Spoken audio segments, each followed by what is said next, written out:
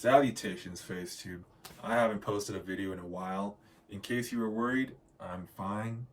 My last account was deleted for insignificant reasons, and I moved. I now reside in the lovely city of Las Vegas, Nevada. One interesting fact about this town is that you can find a slot machine in nearly every single gas station.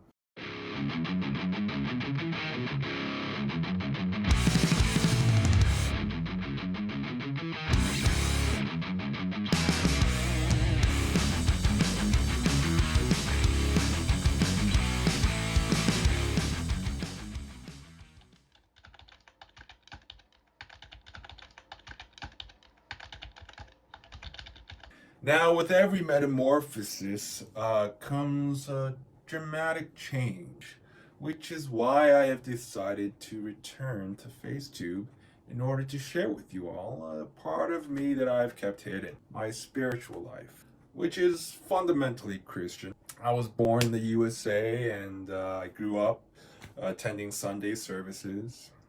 I strayed in my youth, but then I returned to God. Even in my most doubtful of days, I found myself unable to see profound moments completely stripped bare of my Christian programming. So, once I began to see life as more than just a stream of random coincidences, I became happy.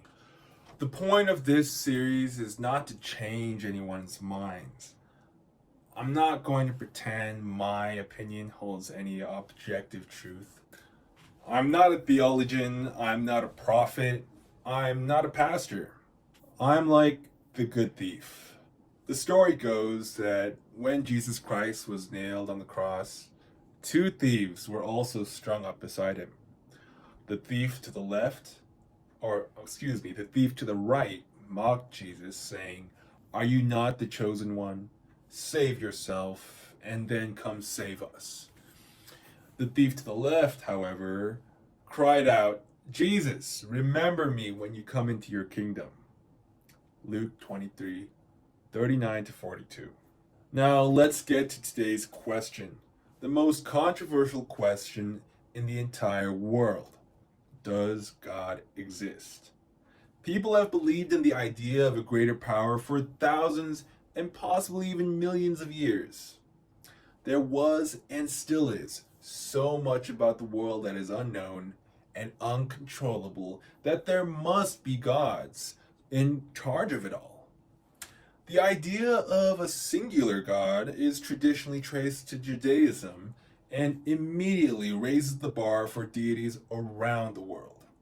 Suddenly, God is all-powerful. He can pretty much do whatever the frick he wants. God is all-knowing. He knows your thoughts before you even think it. God is all-present. He is the literal air we breathe. And God is eternal. Dude invented time. Okay, so many people will say that God does not exist because we don't have enough evidence. But yet it's safe to say that there's a lot more that we don't know than we do. Just look at the advances of technology we've made in the past 100 years. Now, considering the infinite amount of knowledge we have yet to discover, discrediting the existence of God due to lack of evidence would be like saying that we already know everything there is to know about the universe because we don't know anything else about the universe. It's like saying we don't know the answer to this problem, so the solution doesn't exist. In fact, the scientific community invests millions of dollars to detect a particle that was originally only a theory. If you're a physicist, comment below with some info on the neutrino or God particle. There's a lot of things in math and science that point indirectly to the existence of God. According to Taoism, an ancient Chinese religion, God is seen as eternally nameless, the infinite unknown. If you know anything about Taoism, drop some nuggets below. God is the unknown, but Christianity makes an emphasis on God also being love itself. 1 John 4:16, God is love, and all who live in love live in God, and God lives in them. God is love, and he who abides in love abides in God, and God in him.